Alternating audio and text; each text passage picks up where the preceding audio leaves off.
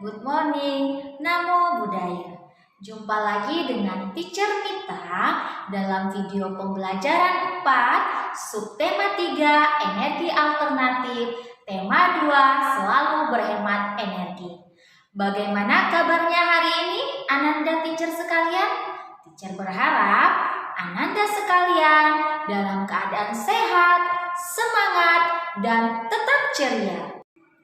Sebelum teacher menyampaikan materi pembelajaran hari ini, teacher akan menyampaikan apa yang menjadi tujuan pembelajaran.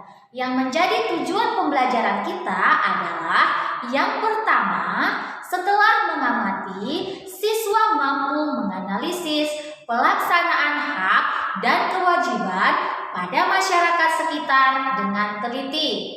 Yang kedua, setelah menganalisis, siswa mampu mempresentasikan hasil temuannya tentang pelaksanaan hak dan kewajiban masyarakat di sekitar dengan benar. Yang ketiga, siswa mampu membuat teks petunjuk tentang menghemat energi dengan benar. Keempat, siswa mampu menyajikan teks petunjuk dalam bentuk poster dengan benar. Untuk dapat mencapai tujuan pembelajaran yang sudah teacher sebutkan tadi, maka yang harus Ananda lakukan adalah mengamati lingkungan daerah sekitarmu. Apakah orang-orang di sekitarmu sudah melakukan penghematan energi? Yang perlu Ananda catat adalah yang pertama, misalnya orang-orang di sekitarmu sudah melakukan penghematan energi listrik seperti mematikan lampu di siang hari, atau kamu sudah melakukan penghematan energi yaitu bahan bakar dengan cara ketika jarak sekolah dari rumah itu dekat, maka Ananda sekalian menggunakan sepeda atau berjalan kaki daripada menggunakan kendaraan. Tulislah hasil pengamatanmu sama seperti gambar yang ada di sebelah teacher. Nah, bagaimanakah dengan hasil pengamatan yang telah kamu lakukan? Apakah warga di sekitarmu atau apakah orang-orang di sekitarmu telah melakukan penghematan energi? Atau apakah ada di antara mereka yang menggunakan energi alternatif untuk mengganti sumber energi yang semakin lama semakin habis? Jika berdasarkan hasil pengamatanmu, ada warga di sekitarmu ataupun ada orang di sekitarmu yang belum melakukan penghematan energi, maka kamu dapat mengajak orang-orang tersebut untuk melakukan penghematan energi dengan cara membuat teks petunjuk. Membuat teks petunjuk bisa juga dilakukan dalam bentuk gambar, yaitu poster. Hal ini sudah kita lakukan di pembelajaran sebelumnya. Perhatikan gambar yang ada di sebelah teacher. Gambar yang ada di sebelah teacher adalah teks petunjuk ataupun poster untuk mengajak orang-orang di sekitar kita untuk melakukan penghematan listrik. Yaitu gambar yang pertama bisa Ananda lihat, yaitu matikan TV jika tidak ditonton. Karena itu merupakan perbuatan yang salah. Kemudian di gambar kedua ada sebuah gambar yang menunjukkan ada matahari, kemudian ada lampu. Nah, dari teks petunjuk itu ataupun dari poster itu dapat disimpulkan bahwa ketika siang hari kita wajib untuk mematikan lampu. Mengapa demikian? Karena pada siang hari ada sumber energi yaitu matahari yang menghasilkan cahaya sebagai sumber penerangan di siang hari. Maka lampu tidak dibutuhkan di siang hari. Oleh karena itu, kita wajib mematikan lampu di siang hari. Ada beberapa cara yang dapat kita lakukan untuk melakukan penghematan energi. Salah satu cara yang dapat kita lakukan adalah seperti yang dilakukan oleh Dayung.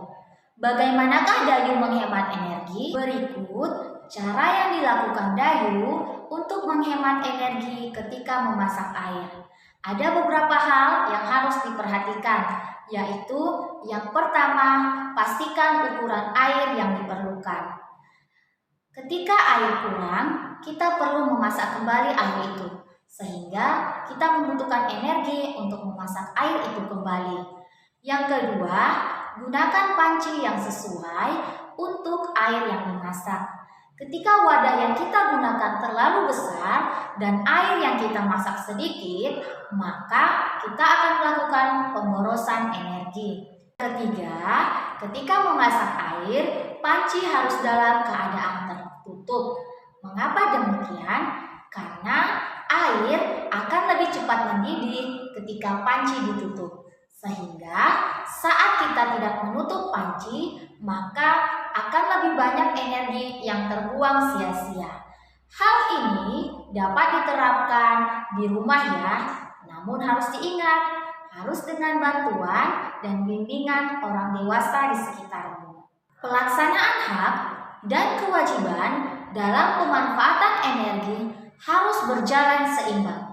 Mengapa demikian? Simaklah bacaan yang akan teacher sampaikan berikut ini. Pemanfaatan energi harus sesuai dengan hak dan kewajiban.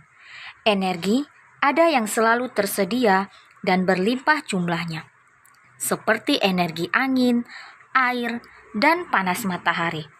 Selain energi yang jumlahnya berlimpah, ada juga energi yang akan habis jika dipakai terus-menerus. Contohnya, bensin, solar, gas, dan juga minyak tanah. Bensin dan minyak tanah merupakan hasil olahan dari minyak bumi.